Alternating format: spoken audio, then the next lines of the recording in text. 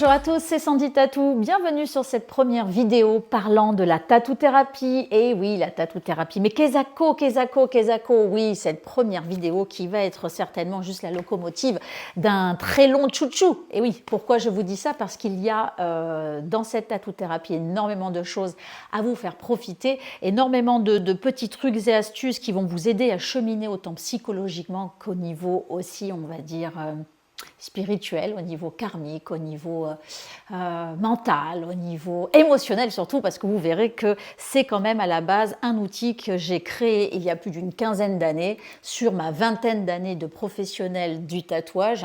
Beaucoup m'ont connu en convention, à remporter des petits prix, à faire tout ce qu'il fallait dans la matière pour surtout pas aller dans le sens de on va dire de l'invisible, car je suis médium depuis je ne sais combien d'années, et malgré tout, j'avais pas envie forcément de passer mon temps avec l'au-delà. Donc j'ai fait une très grosse carrière, très belle carrière. Vraiment, je ne peux pas du tout, on va dire, baver sur cette carrière professionnelle qui m'a amené à créer cet incroyable outil divinatoire, ce concept, on va dire, de soins spirituels. Je vais vraiment essayer de vous l'expliquer un peu plus en détail. Pour ça, je vous ferai des petites vidéos, parce que je pense que je ne peux vraiment pas mettre 15 ans d'art-thérapie, de tattoo-thérapie mélangée en 3 minutes de vidéo, c'est impossible. Donc pour ceux qui seront intéressés, vous verrez, je vous mettrai à la suite des vidéos dans cette playlist que vous retrouvez sur ma chaîne. En attendant, je vais vous présenter d'abord comment vous pouvez avoir accès à cette première étape de la tattoo-thérapie, que vous soyez professionnel du soin énergétique, professionnel du tatouage, que vous soyez justement dans le bien-être, dans le soin et dans le travail de l'émotion. Vous allez voir, je crée des outils qui sont particulièrement faciles d'utilisation, mais surtout étonnants de résultats positifs sur les personnes. Pourquoi je vous dis résultats positifs? Parce que j'ai quand même plus de 15 ans de retour d'expérience de mes clients. Je ne vais pas faire la petite prétentieuse, mais c'est des milliers de clients qui ont répondu à la tattoo-thérapie, qui sont encore actuellement dans cette recherche de continuer, après avoir connu de comment ça fonctionnait, de leur apporter des choses. C'est quelque chose de très évolutif. La tattoo-thérapie, c'est un peu quelque part un concept qui va vous aider à dialoguer avec votre âme, votre corps, votre cœur et votre esprit. C'est vraiment pour établir un langage de l'âme visible et invisible, conscient et inconscient. Donc tout ça, je vais vous l'expliquer. Mais d'abord, je vais vous expliquer quand même l'oracle. Cet oracle que vous pouvez vous procurer depuis plusieurs années, que je n'ai pas forcément beaucoup, on va dire, proposé. Je n'ai pas eu besoin de le promouvoir. Il s'est fait son petit chemin tout seul, j'aime bien d'ailleurs. Il a cheminé tout seul, lui. Alors, comment je peux vous le présenter rapidement et surtout comment vous allez voir à quel point il peut être utile au quotidien. Pourquoi je vous dis au quotidien? Alors là, vous allez peut-être le lire à l'envers, mais il y a écrit le guérisseur de l'instant. Ah, le guérisseur de l'instant, pourquoi? Pourquoi, à votre avis, je me suis amusée à créer un outil comme ça pour que le maximum de personnes puissent s'en servir? Alors, moi, je suis issue donc de tout ce qui est de l'art-thérapie. Je devais être art-thérapeute, j'avais fait presque 6 ans de formation art-thérapie, j'étais prête à partir valider ma petite placounette, vous savez, la jolie plaque dorée qu'on peut tous mettre quand on est des thérapeutes professionnels, où on brandit fièrement notre label. Eh bien, en fait, ça ne s'est pas fait parce que j'ai eu un accident de voiture qui a complètement interrompu mes plans. Bon, ok, donc j'avais deux solutions. Ou je couine, je pleure dans dans ma moustache, à dire « Oh là là, je suis la victime de moi-même, que l'univers est dégueulasse, il n'a pas voulu des gentillesses pour moi. » Bon, ça, c'est pas ma mentalité et vous verrez que si vous suivez ma chaîne, c'est pas du tout dans cet ordre-là que j'essaye de faire avancer les personnes qui me suivent. Au contraire, je me suis dit, bon, Sandy, si jamais il y a ce petit problème, c'est qu'il y a forcément une issue ou qu'il y a forcément une route que tu n'as pas vue ou que tu aurais dû emprunter.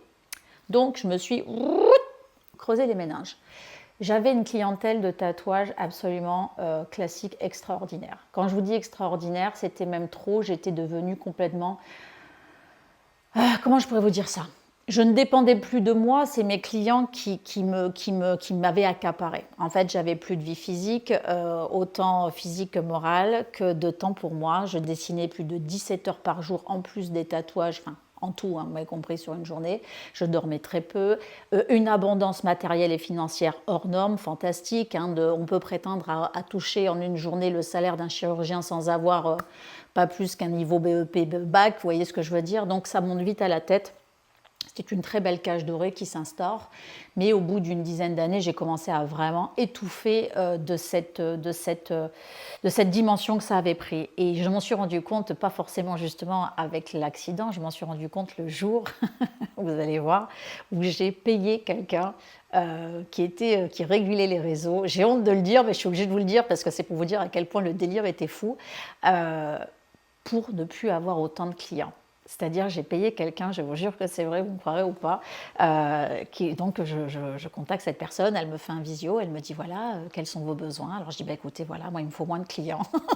Il me faut moins de clients, j'ai plus de vie à moi, je suis en train de crever de l'intérieur, je gagne de l'argent que je ne peux pas dépenser, je n'ai aucun rêve, je suis épuisée, tout ce qui vient de moi, de la création, je ne peux plus tellement je fournis, je produis. Alors attention, j'adorais ce que je faisais, hein, vraiment j'adorais, mais j'étais oppressée par la quantité de demandes, puis le côté émotionnel, voilà, aussi. Donc la personne m'écoute et au bout de 25 minutes, 30 minutes du rendez-vous, quand même, j'avais payé 200 balles de la consulte. Hein. Vraiment, j'avais pris high level le truc, quoi. Hein. Je ne m'étais pas fait chier puisque je pouvais me permettre de payer quelqu'un 200 balles pour me dire que je n'avais pas besoin d'elle. Et là, la personne m'arrête tout de suite. Elle me dit, écoutez, Sandy, j'ai un vrai problème avec vous, c'est que moi, les clients me payent pour avoir plus de clients. Et vous êtes en train de me dire, là, verbalement, vous êtes en train de me dire qu'il y a trop de travail, trop de clients. Je peux pas, c'est pas à moi de trouver la solution, c'est à vous quelque part. Et en fait, quand elle m'a fait résonner ça en moi, je me suis dit, wow, je vais où là? Je vais droit dans le mur. Enfin, c'est un truc de ouf, quoi. C'est hallucinant, qu'est-ce que je suis en train de faire? Et donc je raccroche et puis je réfléchis et on était dans une ère du tatouage dans les années, on va dire 2000 jusqu'à 2000 à 2000, allez 2005, 2010 jusqu'à 2020. Vraiment, il y a eu un gros boom du tatouage. Ça a été violent. Il y a eu les réseaux sociaux, il y a eu YouTube. Donc, on a commencé à pouvoir montrer notre travail. On n'était plus obligés de passer, nous, les tatoueurs, par les vitrines classiques de l'apprenti, du book et de se présenter, même si je l'ai fait, hein, évidemment. Les Facebook, les Instagram n'existait pas encore d'ailleurs, suffisaient à ce qu'on ait des clients. Donc en fait, on était submergé de boulot, submergé de demandes. Et ça, on a peut-être un peu cru bêtement ou on n'a pas voulu le voir, mais forcément qu'à un moment donné, ça allait déconner parce que on a, je ne sais pas, multiplié par combien le nombre de professionnels. Et puis, vous savez que c'est la course à la mode. Si vous êtes à la mode, c'est bien. Si vous n'êtes plus à la mode, on s'en fout, quoi. Et ça passe. Bon, bref. Je vous fais court, pourquoi? Parce que ça expliquera après dans d'autres vidéos pourquoi j'ai cheminé différemment dans ma vie professionnelle. Je me retrouve donc à être là, à compter mes billets le soir, à être fière de moi pour quelqu'un qui n'a vraiment pas un cursus, on va dire, d'études. J'en ai pas d'ailleurs, comme ça c'est clair. J'ai été que dans l'artistique et le professionnel, moi, dès le début, le cinéma, la photo, la communication publicitaire, les arts graphiques, l'histoire de l'art. Voilà, moi j'ai fait focus là-dessus parce que j'avais pas un niveau d'études qui me permettait de vivre un rêve que j'avais, qui était quand même d'être chirurgien, parce que j'aimais le détail. Donc j'ai trouvé une astuce. J'aimais le beau de l'art que j'aimais et avec la finesse et la dextérité finalement d'un chirurgien parce que quelque part, le tatouage, si tu fais un truc au mauvais endroit au mauvais moment, en fait, excusez-moi l'expression, mais t'as tout niqué, quoi. Donc j'ai réussi par ce boulot à, on va dire, à assouvir, à apaiser, à guérir certaines choses, certaines lacunes que j'avais moi. Et donc je me suis lancée à fond. Mais malgré tout, quand on fait quelque chose qu'on aime, qu'on le fait bien, que c'est porteur et tout ça, si cette chose-là vous déborde, à un moment donné, vous étouffez. Et le signal le plus puissant, parce que ça a été le deuxième signal, et celui-là, il a été d'une violence, mais d'une violence pour moi incroyable, c'est un soir, après avoir fait une journée absolument hallucinante, je recevais à peu près une quarantaine de clients par jour, pour vous dire, 40 clients qui rentraient dans ma boutique, en plus des tatouages, des dessins et tout ça. Et c'était systématique, j'avais beau avoir du personnel. Quand d'ailleurs, petit clin d'œil à Ginger, tu te rappelleras de ça si tu regardes la vidéo, les gens rentraient et c'était bonjour, je viens pour un projet de tatou. Alors mes employés disaient ok, pas de problème, dites-nous. Non, je ne veux parler qu'à l'artiste. Alors ça, c'était génial parce que d'un point de vue, si vous voulez, de l'ego, alors j'avais mon ego, il prenait des ailes, je ne vous dis pas, mais en contrepartie, c'était puant parce que c'était toxique, quoi. C'est-à-dire que j'avais beau embaucher des gens compétents et des gens talentueux, et ben en fait, j'arrivais pas à déléguer mon travail, donc petit à petit, j'ai commencé à étouffer de plus en plus. Mais attention, ça n'a pas été comme une dépression ou quoi. Moi, j'ai jamais ressenti ça, hein. Franchement, pour le coup, c'était plutôt trop de mouvements, quoi. Une machine à laver qui tourne et qui tourne et qui tourne, et puis finalement, le système d'essorage ne s'arrête jamais. Donc, c'était plus comme ça. Donc, c'était bien parce que ça essorait, et puis je faisais rentrer vraiment, vraiment pas mal d'argent quand même, hein, parce que c'était vraiment un très gros salon parisien. Je pense que je devais pas être dans les plus mauvaises, mais tous les grands tatoueurs de notre époque, là, on a vraiment beaucoup, on a reçu beaucoup, hein, on a été gourmands, on a bien reçu, on a bien profité, merci mon Dieu, merci là-haut. Mais à un moment donné, forcément, ça vous rattrape ou personnellement, ou après comme aujourd'hui, où maintenant on n'a plus le même engouement du tout pour le tatouage parce qu'il y a 150 tatoueurs à la douzaine. Bref, un soir, je fais ma caisse, je compte mes billets, tout ça.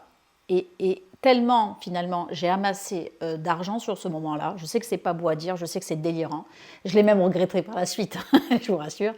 Mais je me vois à un moment où j'en ai plein le cul de compter. C'est-à-dire que je compte mes billets et je me vois faire ça.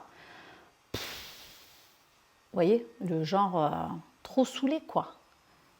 Et là, j'ai une petite voix dans ma tête qui me fait comprendre que je suis en train de me planter, mais je suis en train de me planter. Je me tire moi-même des balles dans tous les pieds. Mitraillette, quoi. Je me reprends et je me dis waouh. Là, Sandy, tu arrives à un truc où je pense que ce qui va t'arrêter, c'est ou la maladie, ou une couille, ou tu vas crever. Il y a un truc parce que finalement, tu es parti dans un système où tu ne peux plus aller de l'autre côté. Bon, je rentre chez moi, je fais mon truc et tout. Et puis ça loupe pas. Je commence à avoir des somatisations. J'ai mal par-ci, j'ai mal par-là. Je commence à être bougon. En fait, je commence à avoir une vie qui m'emmerde profondément. Et je comprends aussi indirectement que ce que je traverse là, c'est aussi quelque part pour comprendre pourquoi je ne comprenais pas. Et ça, c'est une question qui m'a toujours fait halluciner. J'ai eu des clients jusqu'à des clients millionnaires, hein. Donc je sais vraiment, j'ai toutes les couches sociales, je les ai toutes connues. Et souvent, c'est les plus... Ils sont tirés, quoi. Ils sont pas rigolos, on va dire. Et je me disais tout le temps, mais merde, comment tu peux... T'as la santé, t'es blindé de thunes, comment tu peux faire cette gueule de merde? Je suis désolée pour les gros mots, il va falloir vous y habituer. Et en fait, je me retrouve moi dans cette position, sans être millionnaire, attention, on était bien loin de là, mais de me dire, merde, j'ai tout ce que je veux. J'ai la santé, j'ai le pognon, et je fais la gueule. Alors là, je me suis dit, bon, là, il y a un problème. Il y a un problème. Le problème a fait que j'ai rencontré de gros problèmes après, on va dire, de santé, des gros problèmes après dans la vie pratique, beaucoup de jalousie. En fait, je me suis retrouvée que finalement, j'ai trouvé réponse à ce qui m'attendait, finalement. C'était que moins j'allais dans le sens de mes envies, de mes besoins, de ce qui me faisait du bien, et plus j'étais en train de partir complètement à côté du projet de vie que je m'étais faite, c'est-à-dire de me régaler, de faire des choses pour moi, voilà, d'évoluer artistiquement, puis cette médiumnité qui tapait au carreau sans arrêt, et que je me disais, mais bon, un coup de toi, je suis née avec toi, je reviendrai dessus quand ça sera le moment. Non, ça n'a pas été le moment, c'est-à-dire que le bon moment, c'était celui de maintenant. C'était ma cocotte, tu as fait le tour, tu as touché les étoiles, tu as fait des photos avec tes portraits, meilleur artiste de l'année féminin 2026, tatouage, oh formidable, fantastique. Mais en fait, ça ne me nourrissait plus du tout. C'est-à-dire que tout ce qui était de l'ordre de la flatterie, mais qui n'était pas pour moi, en tant que moi à moi-même, moi je créais. C'est comme dire, je suis un super docteur, oh, je suis un docteur, oh là là, je suis un chirurgien, oh là là là là, oh, je suis fantastique. Mais qu'est-ce que je faisais pour moi? En fait, je ne faisais plus rien. Bon, ok. Et un soir, je suis là, je vois bien que le monde de l'ésotérique m'appelle, donc je commence à être demandée parce que la tatou-thérapie, je commençais déjà à faire des soins. Au départ, ça s'est passé comme ça, c'est-à-dire que les gens venaient me voir et je leur faisais du magnétisme curatif. Moi, j'ai toujours été branchée magnétisme, j'ai toujours été branchée, on va dire, médium, hein, forcément. Donc, les gens qui venaient pour le tatouage, je leur faisais un soin magnétique et en fait, ça les aidait à cicatriser, ça les aidait surtout à mieux accueillir le fait que, comme j'avais des connexions de voyance, parce que c'était vraiment le cas, hein, c'est-à-dire que moi j'ai les défunts qui viennent, ils s'invitent, hein, comme ça, hein, ils ne me demandent pas mon avis, plus ça allait et plus c'était présent et la médiumnité prenait de la place. Et ça me gonflait quand même. Donc quand j'arrivais en convention avec écrit, je l'ai encore la photo, je crois que j'essaierai de vous la mettre si je la trouve, avec mon encens, mes pierres, avec écrit magnétisme, chamanisme, tac, tac, tac. Putain, mais les gars, ils se foutaient de ma gueule. C'était trop mignon parce qu'en fait, il m'aimait beaucoup, en plus je le sais, mais il me disait, mais Sandy, qu'est-ce que tu fous dans une convention de tatouage avec ton encens, ton bordel et ton truc? Alors qu'aujourd'hui, je vous rassure, hein, près de 20 ans plus tard, maintenant, tout le monde a son petit délire initiatique. Hein. C'est pour ça que je vous dis, on s'est bien foutu de moi, mais en même temps, j'ai quand même j'ai pété des barrières. Hein. Et puis quand j'allais, à l'inverse, dans les premiers salons de parapsychologie, les salons du bien-être et tout, mais j'étais vue comme un ovni. Là, pareil, je vous montrerai des photos. Les gens, ils arrivaient sur mon stand, mais qu'est-ce que c'est que ce bordel? Et au final, j'étais toujours complètement dépassée parce que, en fait, la tatou-thérapie, ça a intrigué, mais surtout, ça a apporté déjà des vraies preuves. Alors les preuves de quoi? Comme quoi, quand on dialogue avec soi et quand on rentre dans une communication, on va dire, avec l'invisible, avec soi-même, et c'est en ça que lui, il peut vous aider, en fait, ça peut résoudre des problèmes qu'on n'arrive pas entre guillemets, qu'on n'arrive pas à résoudre dans la matière. Pourquoi ça est arrivé comme ça? Parce que moi, en fait, les gens ont commencé à dire à d'autres gens, en fait, c'est le bouche à oreille, hein, moi, qui m'a fait connaître. J'ai eu un site internet, je crois, en 2017 ou 2018. Même pas, je crois que je m'étais fait arnaquer d'ailleurs la première fois, je crois que c'est arrivé bien après. Bref, on s'en fout. Et les gens venaient chez moi, mais ils venaient même plus pour le tatouage. Ils venaient pour les soins, ils venaient pour la médiumnité, ils venaient pour les guidances, le contact défunt que je transmettais en réalité. Hein. Je démarrais, j'avais des pierres, je vendais des pierres. Chaque pierre, je connectais aux gens. J'avais en plus un message et tout de l'au-delà ou de leur guide et tout. Enfin bref, c'était hallucinant. Et à un moment donné, ça m'a saoulée parce que les professionnels du tatouage se moquaient, les professionnels de l'ésotérisme ne me considéraient pas comme autre chose qu'une tatoueuse, donc en fait, je me suis retrouvée le cul entre deux chaises. Bon, qu'est-ce que je fais? J'ai dit, c'est pas compliqué, qu'est-ce que je fais? Ça me dit, tu vas t'occuper de toi surtout, tu vas t'occuper de toi et qu'est-ce que tu veux faire? Bon, je veux continuer d'accompagner, mais de le faire avec une façon beaucoup plus singulière, quelque chose que je vais vraiment créer et assouvir très profondément de mes tripes, un truc que je vais accoucher quoi quelque part. Hein. Et là, je ne sais plus vraiment comment ça se ressent, je me rappelle du soir, c'est complètement banal, je suis avec ma plaquette de dessin, alors parce que je suis quand même toujours madame avec un bloc, hein, ça, je pense que c'est le côté un peu dessinateur, auteur aussi, dessinatrice, pardon. Et dessinateuse, j'adore. J'avais dit ça en 6e. Je veux être dessinateuse. J'avais fait rire tout le monde parce qu'évidemment, je n'avais pas dit le mot correctement. Sachez qu'on s'en fout si vous ne faites des fautes de français, d'orthographe, de syntaxe. Parlez avec votre cœur, on s'en fout du fond et de la forme. Petit aparté. Et là, je me dis, voilà, j'aimerais vraiment sincèrement, je m'adresse un peu à l'univers, je m'adresse un peu là-haut, qui voudra entendre ma demande d'ailleurs.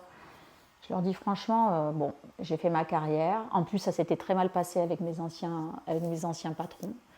C'était parti en couille en 4-5 jours, j'avais jamais rien compris. D'ailleurs, lors d'aujourd'hui, je pense que c'est pas que eux, d'ailleurs. Je pense que c'est vraiment là-haut qu'ils avaient décidé d'un autre chemin pour moi. Je me dis, qu'est-ce que je peux faire? Et je commence à dessiner pendant que je parle. Vous savez, comme on ferait à une époque où dans une conversation au téléphone, on a un bloc et on fait des formes.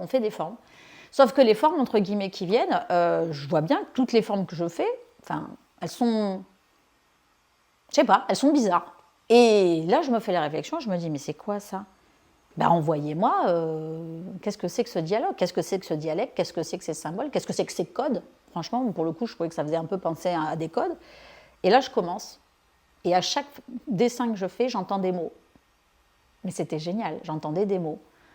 Ok, donc je note et tout. Et en fait, en même pas 1 heure, mais franchement, même pas 1 heure. Même pas 1 heure, parce que les premiers symboles, ils sont extrêmement moches, hein, ceux que j'ai griffonnés, sont tout petits, c'est 3 coups de crayon, comme si j'écrivais vraiment, vous voyez, vous écrivez un E, vous écrivez un A, vous écrivez des lettres, vous allez écrire très vite. Et en fait, elles étaient très cursives presque, mes symboles étaient très cursifs, et en fait, en moins d'1 heure, j'ai sorti les 100 premiers symboles. Ok, je dis, qu'est-ce que c'est que ce truc? Et j'entends les mots, donc je note, parce que je suis aussi clairaudiente, j'entends les mots, tout ça, ok, bon. J'ai dit, qu'est-ce que je vais foutre de ce truc-là, moi? Et puis, je dors et sur la nuit, je vois des tatouages, je vois plein de choses. Mais comme je suis tatoueuse, je ne me dis pas forcément qu'il y a une relation au départ, hein, en fait. Hein. Et je commence à creuser le truc. Et je ne sais pas comment, je ne me rappelle plus parce que je vous dis, il y a vraiment longtemps maintenant. Et je commence à me dire, à voir les rituels de tatouage. Je ne sais plus trop comment ça se magouille. Et j'entends de plus en plus mon intuition qui me dit, mais en fait, ça va aider à guérir les personnes. Ça va aider à les faire dialoguer entre elles. Ça va être un vrai outil, quelque part, de communication avec l'au-delà, divinatoire aussi, parce qu'il peut aussi faire interpréter et anticiper des choses.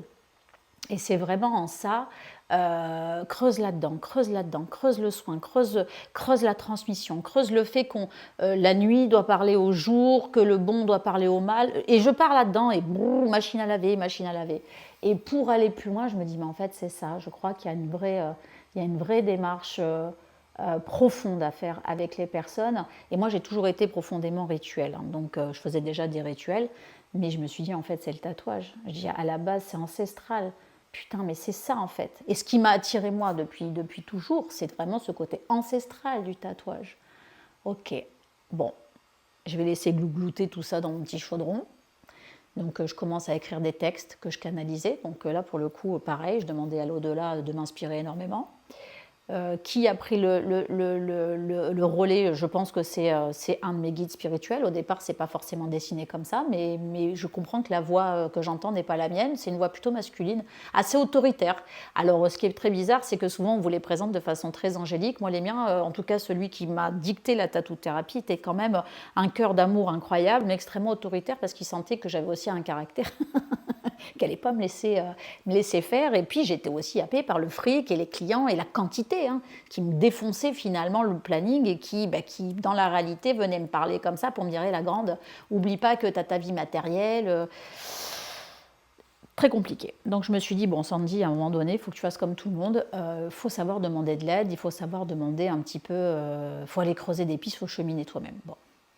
J'ai commencé à me dire que j'allais prendre une couverture, on va dire, de connaissances que je ne connaissais pas. J'ai été chercher des informations, du savoir et de la connaissance qui n'étaient pas en mon pouvoir. Donc j'ai été voir des magnétiseurs, j'ai été rencontrer des cliniciennes neurologues aussi pour leur poser des questions quant à la réaction physiologique du corps et de la douleur face au tatouage, l'intérêt, l'importance, qu'est-ce que ça pouvait impacter, qu'est-ce que ça ne pouvait pas, des énergéticiens, parce que je me suis reconfrontée beaucoup plus avec des énergéticiens qui étaient contre le tatouage parce que ceci, ça on pourra en parler un jour aussi. D'ailleurs, ça serait une vidéo assez sympa à faire. Un acupuncteur pour savoir s'il y avait des points justement précis qui pouvaient aider à soulager la douleur pendant le tatouage sans avoir besoin d'anesthésiant. Par exemple, pour vous dire, j'avais des carnets, je vous jure, c'était tellement drôle.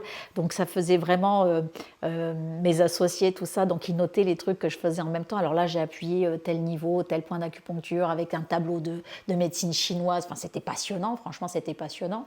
Là, je vous synthétise le truc, mais ça a été des années avec des points chauds, avec des acupressions, avec justement juste au-dessus, avec du picking. Qu'est-ce que j'ai essayé d'autre encore les encens, il y avait certains encens que j'utilisais, certains rituels pour sacraliser ne serait-ce que le lieu sur lequel ils allaient être tatoués, mais aussi l'encre, hein, pour dynamiser l'encre, pour enlever le côté, on va dire, négatif et rebonifier cette vibration des encres. Qu'est-ce qu'il y a eu encore que j'ai fait? Les rituels déjà sur moi-même, ça un jour je pourrais vous en parler aussi, parce que je me ritualisais moi pour vraiment être en phase avec la ritualité de tout l'ensemble du concept que je proposais à la personne. Et puis il me manquait à moi aussi d'aller travailler sur mes propres démons finalement quelque part, et donc du coup je me suis formée en art-thérapie parce que l'idée c'était de co-créer avec vous et de trouver une méthode qui fasse que à un moment donné ça ne vienne pas que de moi, ça vienne, moi je suis l'outil, mais il me faut vous et il me faut là-haut, vous, votre double de là-haut. Et c'est moi en fait qui fais avec ma méthode relier les deux pour vous créer justement la tattoo-thérapie, pour qu'en tout cas elle ait elle ait des résultats. Voilà. Bon ou mauvais, il faut qu'elle ait des résultats. Donc, ce n'est pas du tout le tatoueur, je répète bien, quand vous faites... parce que j'en vois, hein, des plumes, des machins, des trucs dans des huttes et tout le merdier. C'est génial, c'est folklore, ça fait pas de mal, entre guillemets, ça ne changera pas plus que si vous êtes dans un studio de tatouage hyper clinique.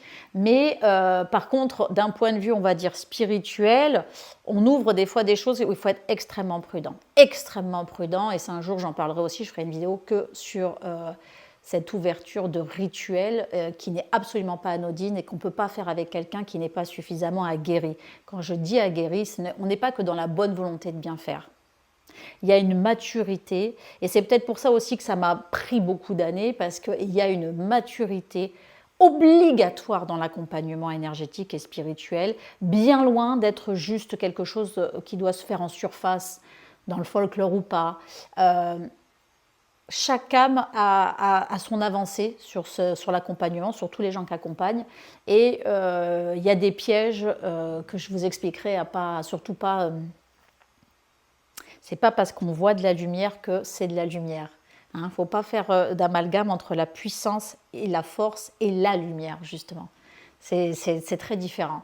Donc moi, je me suis focus, je me suis dit, en fait, non. Moi, il faut que je sois hyper transparente avec moi. Il faut que moi, je sois claire comme de l'eau de roche pour que je sois vraiment l'outil le plus pur possible, que je n'ai pas d'interaction personnelle. Quant à ce travail de la tattoo-thérapie, c'est comme ça que je crée mes dessins. Hein. C'est-à-dire qu'à chaque fois que j'ai capté vos énergies, quand je crée, il n'y a rien qui me fait plaisir.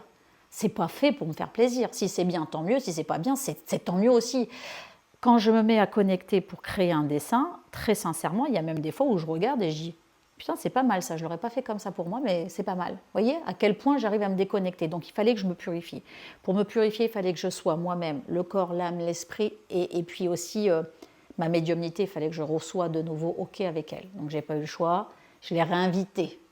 J'ai rétabli moi-même un dialogue, comme quoi il fallait que ça passe par moi aussi. J'ai énormément réouvert les vannes de la médiumnité, mais cette fois-ci en cadrant certaines choses. Donc ça a été très bénéfique. Évidemment, ça a été la tournée des Grands-Ducs dans mon salon de tatouage parce que c'était habité, mais alors plus, parce que ils avaient un lieu, hein, une salle d'attente, tout était bien ficelé finalement. Et puis là, s'en est suivi 6 ans d'art-thérapie, donc j'ai vraiment, moi, fait toutes les consignes d'un patient d'art-thérapie pour devenir art-thérapeute, quelque part. Et c'est quand j'ai voulu me dire, ah ça y est, c'est bon, je suis formée, c'est nickel, je m'inscris à l'école académique, je ne vous dis pas le nom, voilà, sur Paris et tout, je passe les entretiens, je présente la tattoo-thérapie, vraiment, j'en vois, mais du lourd, et je suis fière de moi, vous ne pouvez pas savoir. C'est comme si j'avais passé un doctorat en tattoo-thérapie, et puis le jour où je dois tout finaliser, il manque un personnel pour le jury qui doit me donner définitivement mon aval, tout ça. Donc c'est très rigolo. Et enfin non, c'est pas rigolo. Je vais vous expliquer pourquoi c'est pas rigolo. Parce que cette personne qui manque, le juré, par déontologie, et merci encore d'avoir été finalement des gens très carrés, me disent, écoutez, alors c'est vraiment juste une question de formalité. Est-ce que vous voulez pas revenir vendredi prochain? Parce que d'ici là, la personne ira mieux. Elle était malade, hein, c'était une grippe, une connerie, quoi. Elle sera, c'est sûr, elle ira mieux, elle sera présente et on a besoin de l'aval de 100% de nos jurés pour valider votre démarche d'art-thérapeute, quoi. Donc moi, aucun problème. Elle m'a dit, faites une petite lettre à soi, c'est un petit plus, c'est histoire de mettre en évidence la volonté que vous avez de proposer votre méthode et de la faire certifier, tout ça. Donc ok, je m'applique, 4 heures, 5 heures, impossible de me faire cette putain de lettre. C'était horrible. J'ai dit, mais c'est quoi ce bordel, quoi? Et bref, je tournais des lettres. J'avais acheté, je me rappelle, les premiers MacBook Air Pro, MacBook Pro, que j'avais payé, mais une fortune. Et franchement, pour avoir du Mac depuis même plus de 20 ans, parce que j'ai commencé il y a 25 ans avec Mac, déjà au lycée, j'ai jamais eu une fois le problème que je vais vous décrire. Et là, donc, je tape ma lettre. Et je me souviens, je suis chez moi, il y a du monde, je suis tiens, je vais vous lire ma lettre et tout. Je vois que ça... ni chaud ni froid, quoi. Je fais merde, elle est à chier, peut-être. Non, non, on me répond, non, non, elle est sympa ta lettre, elle est sympa, elle est sympa. Et je vois qu'en fait, elle est nulle, quoi. Enfin, c'est pas qu'elle est nulle, c'est qu'elle transpire pas un truc qui fait, ah bah ouais, tiens, cette personne-là, elle a bossé son truc, elle en veut, quoi. Ok, bon, je me dis, ok, pas de souci, je retape tout comme il faut et tout. Et là, je vous assure que c'est vrai, on me croit, on me croit pas. Je l'enregistre, je fais des copier-coller tout le long. En plus, vous savez, sur Board, ça s'enregistre quand même la dernière fois que vous avez vu, quoi qu'il arrive. Bon, bref. Vous me croyez ou pas, mon ordinateur, quand j'ai bien terminé, se met à faire des flashs. C'est-à-dire que tout mon écran se met comme un peu un appareil photo. Vous savez, là où une capture écran maintenant, comme on a sur les téléphones, ça fait cling. Et mon ordinateur s'éteint. Je regarde, je suis sous tension, je dis mais merde, j'ai pas fait travailler de logiciel. Enfin, je veux dire, c'est fluide, quoi. Ok, je rallume mon ordinateur, j'ai aucune inquiétude. CTRL S, pomme S, j'ai toujours fait ça depuis le lycée. Je sais absolument qu'il faut gérer les enregistrements, tout ça. J'ouvre mon ordinateur, plus rien. Ok, je me dis c'est pas grave, Sandy, dernière installation. Enfin, vraiment, je suis pas trop pourrie en plus en infographique. Oui, en infographie, oui, mais en informatique aussi. Et là, impossible de trouver ma lettre. Donc, impossible. Donc, je me dis, waouh, c'est quoi ce délire? Je comprends très rapidement que finalement, entre la réaction des gens avec qui j'étais et la qualité finalement de mon ordinateur, je me dis, mais en fait, meuf, t'as compris, ça veut dire que c'était pas bon, t'as mal géré, c'est pas grave. Donc, voyez, très positif. Je dis, bah écoute, lundi, je suis à la boutique tranquillette, je vais m'organiser pour être une heure, à venir une heure avant ou une heure après, je vais taper ma petite lettre, je vais me mettre bien.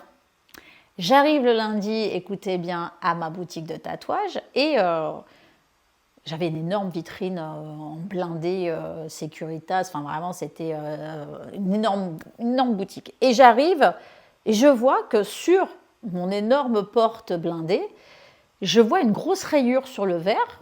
Ah, je dis merde, c'est quoi ça? C'est une trace d'escargot, enfin, neuneu, hein. Et je vois une énorme pierre posée sur la porte, sur les marches. Et première réaction que j'ai, alors quand je vous dis que je suis un peu... moi, je vois que tout est toujours mignon. Je me dis, putain, ça doit être un client qui sait que j'adore les pierres. Je ne devais pas être là. Il m'a mis une pierre pour me faire plaisir. Non, mais pour vous dire. Hein. Et là, je lève le nez, je vais pour mettre ma clé dans la serrure et je me rends compte qu'en fait, tout a été forcé. Alors évidemment, ils ne sont pas rentrés parce que c'était blindé.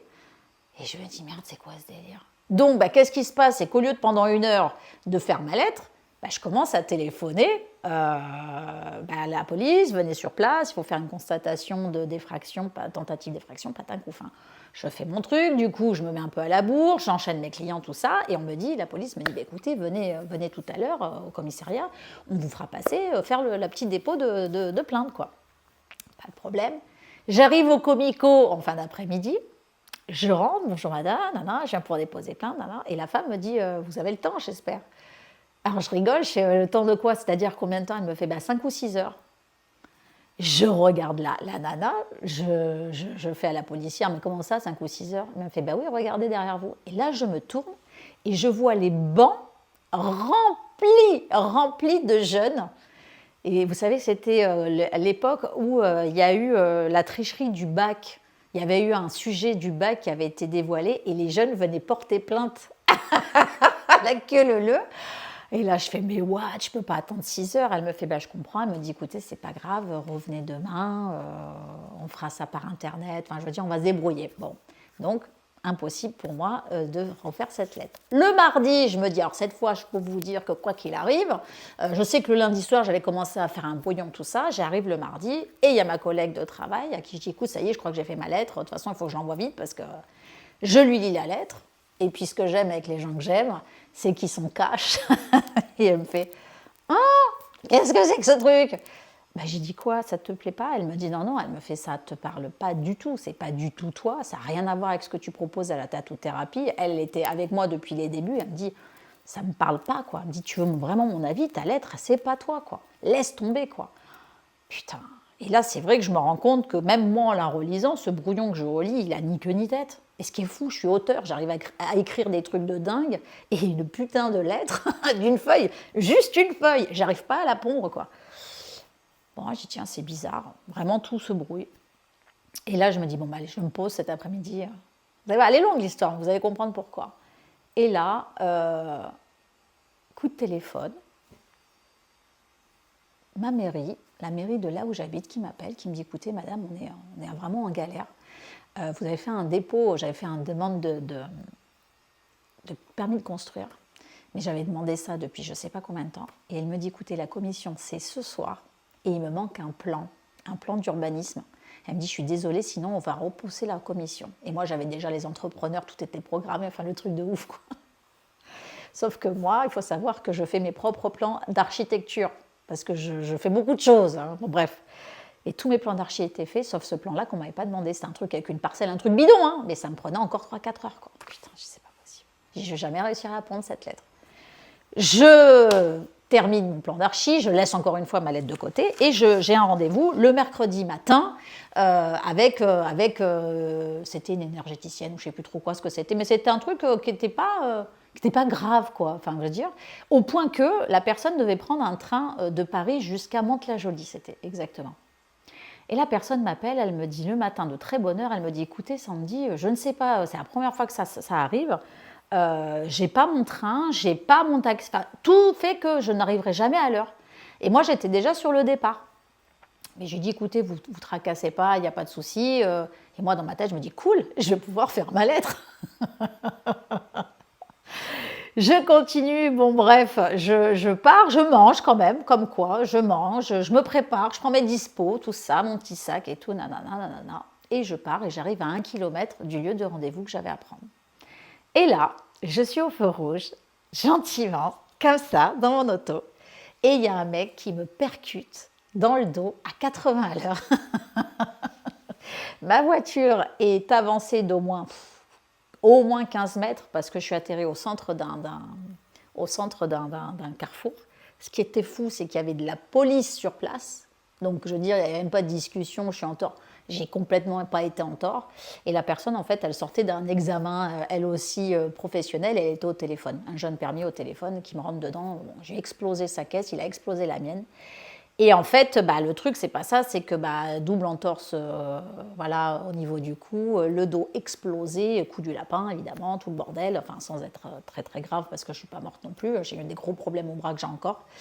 Et là, hôpital, ambulance, et puis ton putain de truc, ta lettre, tu te la mets bien comme il faut.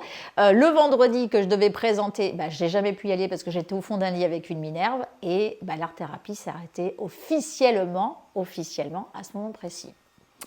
Donc jusque-là, je vais vous dire, oui, vous allez dire, oui, c'est un concours de circonstances, soit. Et là, je commence à me dire, bon sang, l'univers, il n'est pas cool avec moi, hein. Franchement, il déconne, il a vraiment envie de m'enfoncer sévère. Je comprends pas. Pourquoi? Et je me pose la question pourquoi. Et je me dis, c'est bizarre. C'est bizarre. Bon. Je me retrouve à un moment donné que, comme il y avait déjà pas mal de trucs, je commençais à me chercher beaucoup. Et je voulais voir aussi à ma médiumnité à déclencher 2-3 trucs sans partir dans des délires de comme quand j'étais jeune. Je voulais trouver quelqu'un qui me remette un peu les idées d'aplomb et quelqu'un de solide. Donc j'avais fait un email à une dame extrêmement connue à l'époque. Je ne dirais pas son nom, mais très très très connue. Je vais vous dire pourquoi je ne dirai pas son nom après, parce que je l'ai un peu vexée quelque part au départ à la prise de rendez-vous de téléphone. C'est une dame qui ne donnait pas son téléphone. Vous lui envoyiez un email à l'époque et elle décidait ou pas de traiter l'email et de répondre à votre demande pour la rencontrer. Pour vous dire à quel point elle était prise, cette dame, qui est super d'ailleurs. Et un jour, donc je suis avec ma Minerve, 3-4 semaines plus tard, bref, je ne suis pas bien et tout. Et coup de téléphone de cette dame en plein Monoprix qui me dit « Bonjour madame, c'est machin ». Et moi, dans ma tête, je me dis « Mais merde, ce prénom, il me dit quelque chose ». Mais je suis tellement dans mon optique, je suis encore ma Minerve et tout, bon bref. Elle fait « Mais madame, c'est madame machin ». Et là, je sens que je la vexe parce que, en fait, elle est très connue. Et je suis « Oh là là, oui, madame ». Je fais « Excusez-moi ». Elle me dit « Mais vous êtes toujours intéressée pour une consultation ». Bon, alors je lui dis « Écoutez, plus que jamais, je suis au fond du panier ». Je suis en train de galérer. Je vous en supplie, prenez-moi. J'arrive chez elle. Et là, cette dame qui est vraiment, vraiment très, très, très, très forte, elle explose de rire sur le palier. Elle explose de rire sur son palier. Elle me dit, écoutez, madame, ce qui va arriver là ne m'est jamais arrivé. Je n'ai absolument aucun défunt. Rien pour vous. Alors si vous voulez rester, vous restez, mais sinon, bah, je pense que le message, c'est pas la médiumnité que je dois vous parler, je dois vous parler d'autre chose. Putain, je me dis, mais jusqu'au bout, on va me faire chier. Je me retrouve, du coup, dans son cabinet, elle me regarde, je la regarde, ne sachant pas ce qui va se passer. Et là, je vous jure, sur ce que j'ai de plus précieux, elle tourne sa tête, je vois qu'elle s'adresse à un guide, et moi, je ne le vois pas, hein, c'est vraiment à elle. Hein. Elle fait comme ça, elle me regarde, et elle me dit, dites donc cette lettre, vous auriez dû comprendre déjà depuis votre ordinateur, non? Et là, je bloque la nana, je suis dans ma chaise, vraiment j'ai ce mouvement-là, je fais, mais de quoi elle me parle? Et elle m'explique en fait que je ne suis pas du tout attendue à être art-thérapeute en solo, je dis bien en solo, en tête-à-tête sur un divan ou peu importe, dans un petit cabinet, que ma mission est bien l'accompagnement, que je suis bien dans mon... Je dis ma mission, c'est le mot pour que tout le monde comprenne, hein, que je suis bien dans mon chemin de vie, je suis bien dans ma médiumnité, je suis bien dans tout ce que je veux, mais que ce que je vais mettre en place, que l'outil que j'ai commencé à faire, vous allez voir, l'outil que j'ai commencé à faire, elle me donne à peu près la date et tout, elle me dit, mais vous avez déjà créé quelque chose là qui va se faire, mais c'est pour aider le plus grand nombre. Et il faut que vous vous débrouillez comme vous voulez.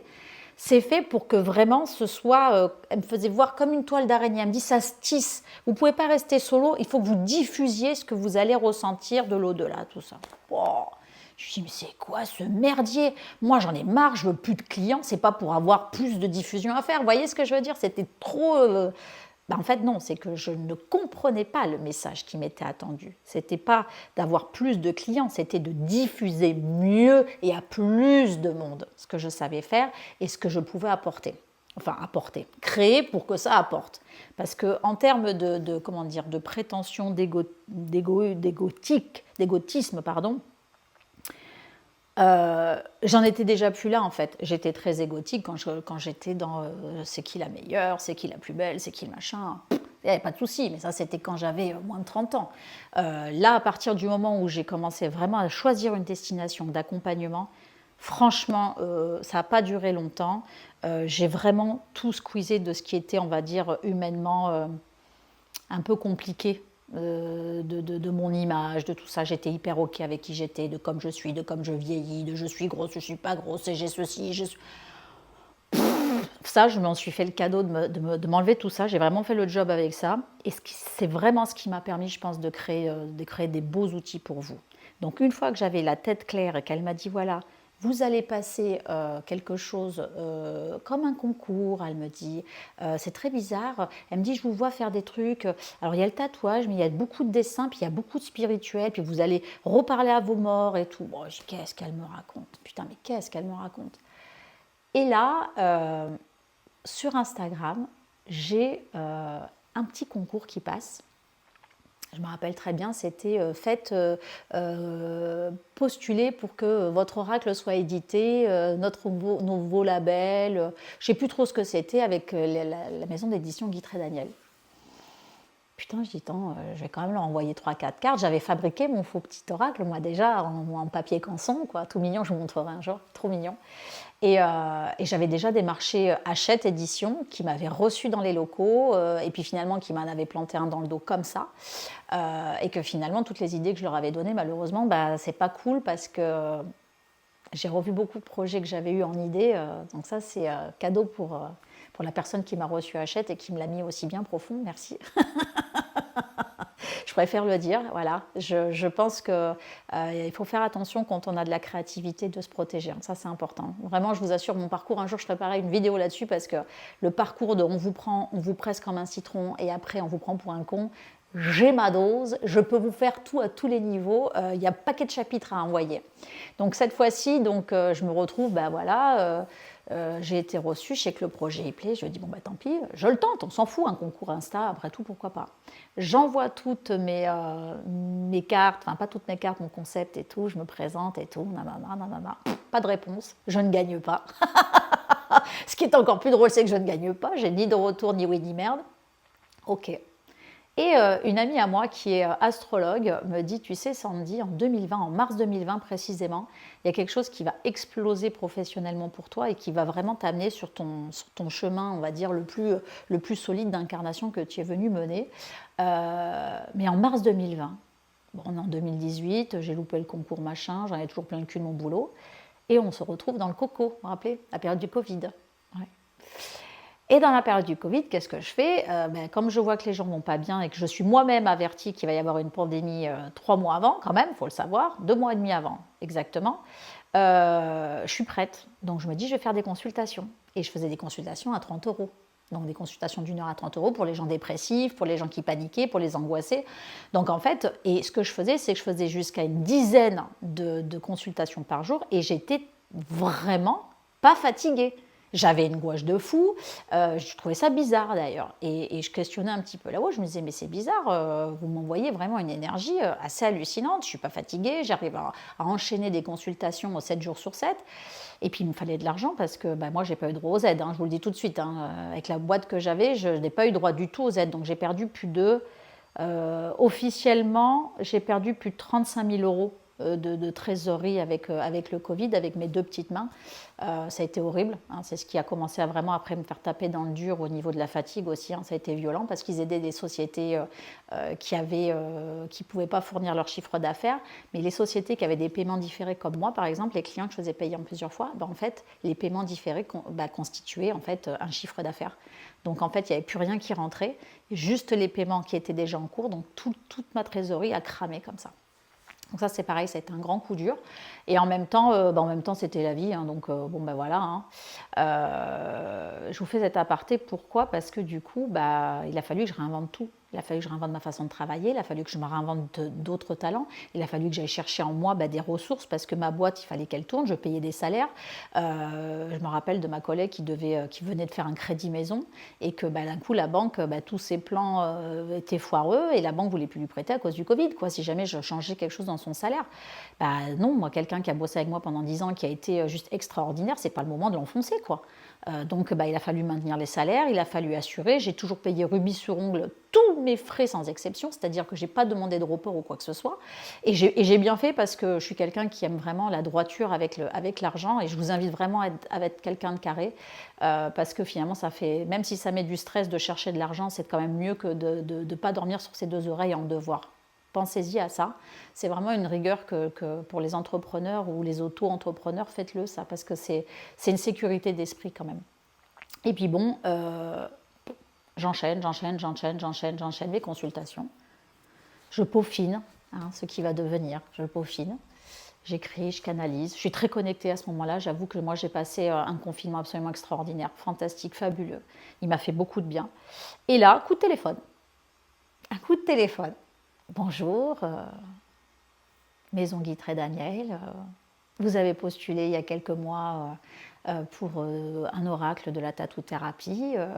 On a eu retour de vous, donc des personnes qui avaient dû se faire tatouer par moi. Je ne sais pas comment ça s'est passé, mais en même temps, j'étais pas loin de la personne qui m'avait casté parce que la personne était à Boulogne et moi j'étais à Issy-les-Moulineaux. Donc on était à vol d'oiseau à même pas 3 km. Et j'aimerais en savoir plus, donc je développe le truc, tout ça, et on me dit, écoutez, Banco, on vous fait l'oracle. Moi, ok, on fait l'oracle, c'est parti mon kiki. Et donc l'oracle naît, les cartes, tout se lance, et tout en même temps, donc là, gentiment, les tatouages classiques commencent comme ça à disparaître, pour laisser de plus en plus d'empreintes finalement énergétiques sacrées, des talismans de la tatou-thérapie. Tout a repris une dimension. Et là, du coup, je ne l'ai pas laissé que d'un point de vue, on va dire, esthétique et guérisseur. Je suis partie vraiment à canaliser, à travailler un outil qui soit même de l'ordre de l'art divinatoire. Donc on peut faire de la voyance avec parce que c'est énormément de guidance. Mais il y a aussi tout un travail de numérologie possible. On travaille aussi avec la vibration des chiffres. Il y a 367 symboles. Donc c'est pour vous dire que il y en a grave sous le capot. Je ne fais pas intervenir dans la tatou-thérapie des symboles de dessin autres. C'est pour ça que quand vous voyez tatou-thérapie et que les personnes créent des compositions de dessins, ça n'a rien à voir avec la tatou-thérapie. La tatou-thérapie, c'est un langage, c'est vraiment des codes uniques au monde. C'est pour ça que j'insiste bien, c'est particulier. Donc il y a vraiment toute cette sacralisation de la chose qui a été mise en place et qui finalement m'a complètement dépassée. Parce que les gens ne venaient plus du tout me voir pour des tatouages dits classiques, ils venaient me voir que pour de la tatou-thérapie. Franchement, c'était fantastique. Et c'est pour ça, si vous voulez, que j'ai aussi quelque part un petit peu refusé souvent des tatouages, on va dire, plus traditionnels. Parce que déjà... j'avais plus envie quelque part de muser, parce que c'est usant, je vous assure, de répondre à des clients qui souvent, alors en plus moi j'ai des clients, les tatoueurs vont très bien comprendre ce que je veux dire, vous leur proposez une idée, ils n'ont pas d'idée, vous leur proposez une idée qui est empreinte de ce qu'ils veulent, finalement ça leur plaît beaucoup mais ils veulent un autre dessin, puis un troisième dessin, puis finalement ils se aperçoivent que c'est pas ce qu'ils veulent, alors ça c'est encore, ils ont le droit, il n'y a pas de souci, hein. Mais des fois en fait ils reviennent au premier dessin. Et en fait, tout ce temps que vous avez perdu, parce que dès le départ, vous aviez mieux géré la demande que eux pensaient l'avoir émise, c'est très compliqué, c'est très, très, très énergivore, et ça, je ne le voulais plus. Donc, d'où l'intérêt de toutes les personnes qui veulent travailler encore avec moi aujourd'hui avec la tatou-thérapie, ça se fait uniquement sur la tatou-thérapie. Je continue de modifier 2-3 petits trucs vraiment sur des clients qui sont avec moi depuis plus de 20 ans et qu'ils ne veulent pas se faire tatouer ailleurs. Donc, au bout d'un moment, ils musent de leur amour. Donc, je dis oui. Mais vraiment, moi, je suis là maintenant pour proposer de la création, du dialogue. Donc, on peut vous proposer... Alors, on peut. Quand je dis on, c'est moi et eux là-haut. Hein. Rassurez-vous, il n'y a pas, j'ai pas des personnes qui vont le faire à ma place. Tout un travail de création sur votre talisman, un symbole unique, que ce soit en dessin, que ce soit en peinture, en tableau, en sculpture, peu importe. Après, je vous explique comment vous vous appropriez votre talisman, mais ça peut être aussi le talisman d'un lieu de vie, d'une famille, d'une constellation justement familiale et tout.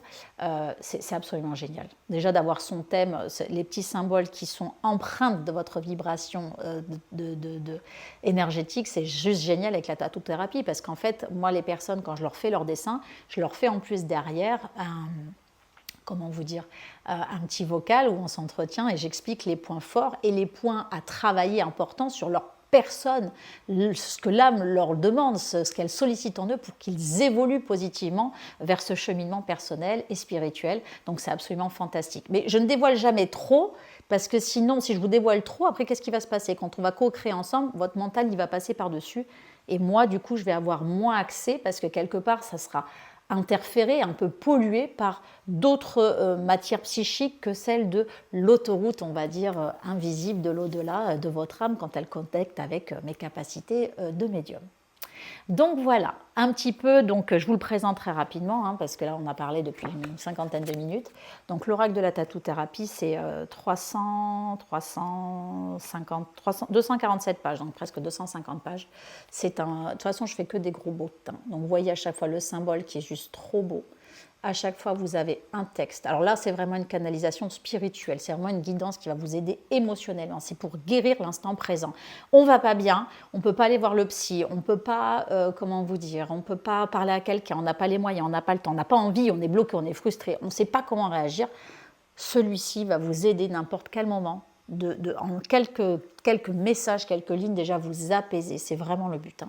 Vous avez ici ensuite le petit conseil plus qui est important sur ce que vous allez pouvoir méditer, ce que vous allez pouvoir, on va dire, mettre en priorité dans les actions à mener ou à ne pas faire justement.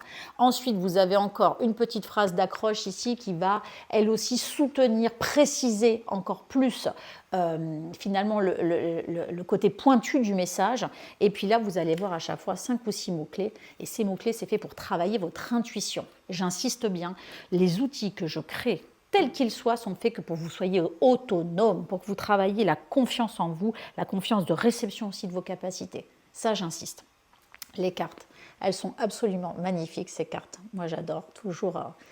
J'aime beaucoup l'élégance, voilà, c'est comme ça. Je pense qu'il y a aussi mon côté de tatoueur, hein, quelque part, qui a fait que j'aime particulièrement quand un trait est fin, quand il y a des petits détails.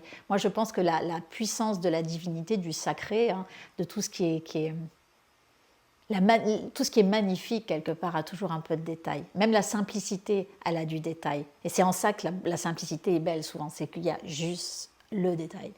Donc là, regardez, donc ça sera toujours des cartes.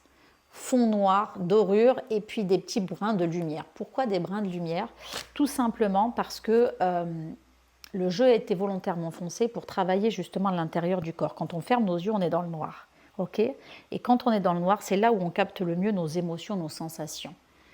Les symboles ont été créés volontairement comme peu significatifs, comme vraiment peu figuratifs, parce qu'ils sont censés vibrer et non pas, c'est pas un dessin proprement dit, vous allez comprendre des choses. Vous voyez, par exemple, celui-ci, c'est celui de la peur. D'accord? C'est un dessin de la peur. Pour autant, vous voyez, là, on n'a que le nez de l'iceberg, et à l'intérieur, on a justement toute la sacoche, toute la besace, tout le bulbe, finalement, qui va créer la racine de vos peurs. Voyez? Et pourtant, quand on regarde, on ne voit pas la peur. Hein. Alors, ce qui est intéressant, c'est justement de vibrer. Non seulement le symbole, mais aussi des petits mots-clés que vous voyez ici. Alors, ces petits mots-clés, vous allez voir, ils sont hyper intelligents, parce que quand vous les mettez l'un à côté de l'autre, là, vous aurez toujours les mots principaux, d'accord? Mais ici, vous aurez des combinaisons supplémentaires selon comment vous allez placer vos cartes dans le tirage. Et ces cartes supplémentaires, ces mots-clés, ces combinaisons, elles vont vous permettre d'avoir encore plus de précision et de détails sur le ressenti du message. Et ça, c'est fantastique. Donc voilà un petit peu la tatou-thérapie dans ses grandes lignes. Après, ouais, évidemment, je vous ferai des vidéos sur comment je travaille, comment je dessine, quels sont mes outils, quels sont les supports sur lesquels aussi je peux vous proposer la tatou-thérapie, mais aussi comment elle pourrait vous être proposée à un moment donné pour l'utiliser vous-même de façon peut-être un petit peu plus académique, pour que vous puissiez vous faire des tirages, faire peut-être aussi, j'ai déjà beaucoup de professionnels du tatouage qui font de la tatou-thérapie, qui me montrent des tatouages avec des compositions de mes symboles, je trouve ça fantastique, d'autant qu'en plus ils sont franchement généreux de stories, de remerciements, de tout ça, et je ne le fais pas pour ça, je le fais vraiment pour qu'ils aient eux à apporter professionnellement à leurs clients quelque chose de différent, quelque chose de plus personnalisé. C'est important d'offrir de la personnalisation et surtout de l'écoute et de l'accueil émotionnel, énergétique et spirituel, je trouve, dans le tatouage. Ça manque cruellement parfois, surtout de nos jours.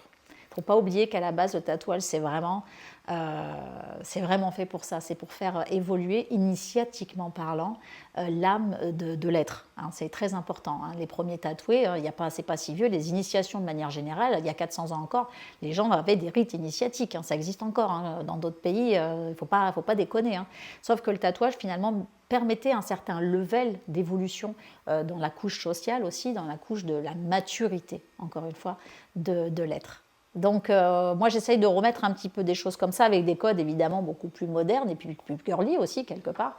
Mais la tatou-thérapie s'adapte aussi aux hommes. Hein. C'est pour ça que j'insiste bien, il n'y a pas que filles, que garçons. C'est pour les deux. La petite boîte, regardez comme elle est belle en plus, la petite boîte. Donc ça, c'est un jeu que vous retrouvez absolument partout.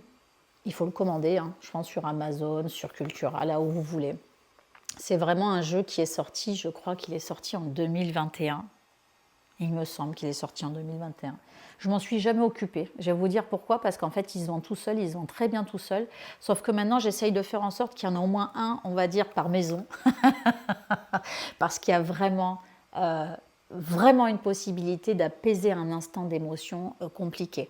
Hein, les personnes qui sont un peu en souffrance émotionnelle, les personnes un peu en dépression, en manque de motivation, les gens qui ont besoin de redialoguer avec eux, de calmer vraiment...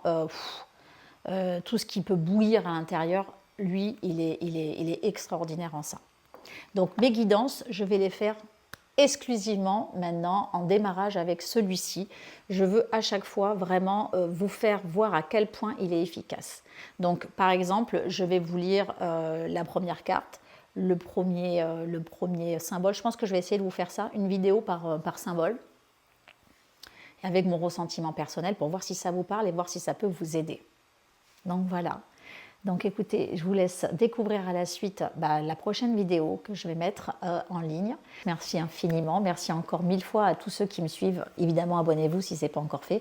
J'ai fait très long, mais en même temps, vous verrez que quand on prend le temps, on apprend plus de choses aussi. On a le temps aussi de se poser. C'est aussi un temps pour vous, les vidéos que je vous propose. Donc écoutez, j'attends vos commentaires si ça vous a plu. Peut-être aussi vos remarques pour faire évoluer encore une fois ce qu'il pourrait y avoir sur la tatou-thérapie. Si vous avez d'autres questions, surtout n'hésitez pas, et je vais essayer de faire vraiment une playlist là-dessus comme ça, que je vais adapter. Donc venez comme vous êtes, et puis merci de votre soutien parce que vous êtes juste extraordinaire, et puis merci là-haut. Je vous embrasse, à très bientôt, au revoir.